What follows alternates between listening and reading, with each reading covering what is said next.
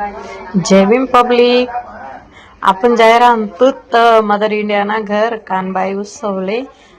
Mother Indian घर ने त्यासकडे पण म्हणजे की दरवर्षी आले कानबाया राहतीस आपण पोहोचतो रेल्वे स्टेशनले आणि ते गाडीने वाट देखता ते उनी ट्रेन आणि ते म्हटलं चला आधी जागा भेटस की नाही भेटस.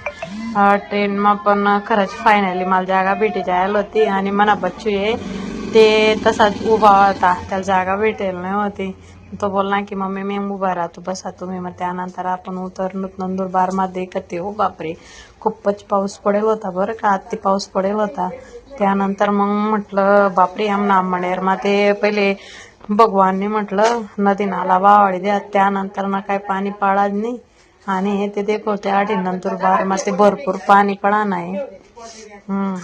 पोरगा म्हणे मम्मी बघा म्हणे जाऊ द्या आता जिथं तिथे पावसात पडायला पाहिजे असं काय राहत. मग आम्ही निघून प्रकाशा गाडीમાં बसून जाते आणि त्या नंदुरबारनी चौफुली आणि ते धम्मचक्र पण एकदम भारी डिझाईन मा काढेल, एकदम मस्त वाटे राहणे देखू शकतोस तुम्ही. त्यानंतर ना ते जत तर डायरेक्ट डाबाच होतात. मग हाई ते आमनी प्रकाश आणि काशी म्हणतस आडे असं पण सांगतस की अर्धा पाप धुवाय जातोस नदी मा बी आंघ वगैरे म्हणजे की आंघोळ वगैरे करते. श्रावण मा कोण कोण येणार आहे तिकडे आंघोळ कराले कमेंट मा नक्की सांगत आमले बरं काय.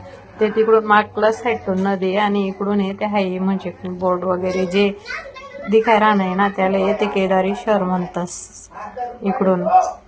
आणि त्यानंतर ना हाय येते आमना जोगलं ना आश्रम आहे.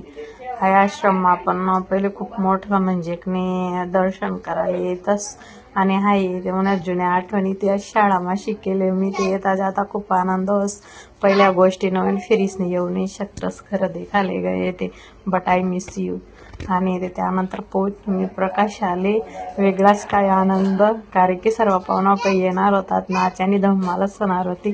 ते तसा मी तुमले ब्लॉग टाकत राहसू आणि ते भेटूत आपण नेक्स्ट